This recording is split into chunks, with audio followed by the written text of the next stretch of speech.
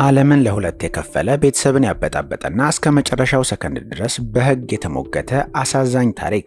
የ25 ዓመቷ ስፔናዊት ኖሊያ ካስቲሎ ሞት ለእሷ ፍርድ ሳይሆን ነፃነት ነበር። ባሳለፍነው ሐሙስ በመላው ዓለም የሚገኙ ሚዲያዎች አንድን ዜና በሰበር ዘገቡ። ኖሊያ ካስቲሎ ለዓመታት ስታደርግ የነበረውን የሕግ ክርክር አሸንፋ በገዛ ፈቃዷ በሕክምና ድጋፍ ሕይወቷ እንዲያልፍ ተደርጓል። ይህ ውሳኔ ግን በዝምታ አላለፈም። በአንድ በኩል የግል መብት ይከበር የሚሉ ወገኖች፣ በሌላ በኩል ደግሞ ሕይወት የእግዚአብሔር ስጦታ ናት የሚሉ የሃይማኖት አባቶችና የኖሊያ አባት ትልቅ ፍልሚያ ውስጥ ነበሩ።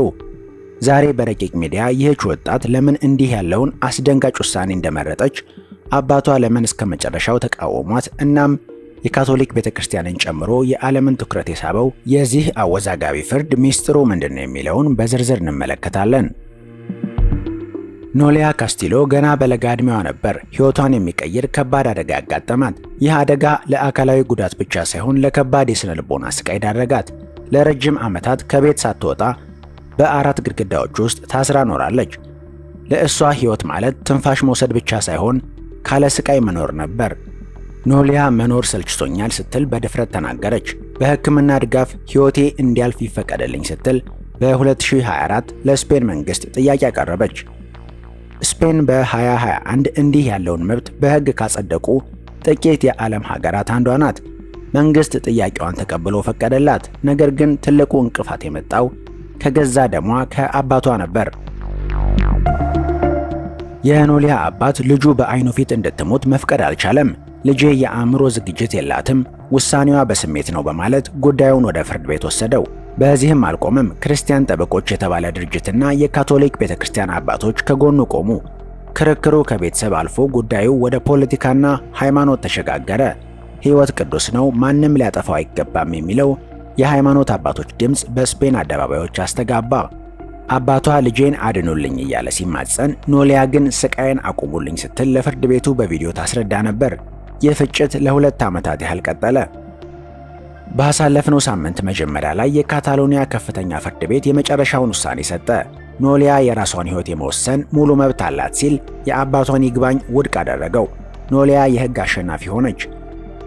ሐሙስ ዕለት በባርሴሎና በሚገኝ አንድ ሆስፒታል ውስጥ የመጨረሻዋ ሰዓት ደረሰ። ኖሊያ አንድ ጥብቅ ትዕዛዝ ሰጠች፣ አባቴና ቤተሰቦቼ በክፍሉ ውስጥ እንዳይገኙ የሚል። የእሷን ውሳኔ ያላከበሩ ሰዎች በመጨረሻው ሰዓት አጠገቧ እንዲገኙ አልፈለገችም። በሕክምና ባለሙያዎች ድጋፍ ለዓመታት ስትመኘው የነበረው ጸጥታ መጣ። ኖሊያ ካስቲሎ በ25 ዓመቷ ከዚህ ዓለም በሞት ተለየች። ይህ ታሪክ ዓለምን እያነጋገረ ነው። በአውሮፓ የሰብአዊ መብት ፍርድ ቤት ድረስ የደረሰው የጉዳይ ለወደፊቱ ተመሳሳይ ጥያቄ ላላቸው ሰዎች እንደ መመሪያ ሊያገለግል ይችላል። ብዙዎች ኖሊያ ነፃ ወጣች ሲሉ፣ ሌሎች ደግሞ ይህ ግድያ ነው በማለት ይቃወማሉ።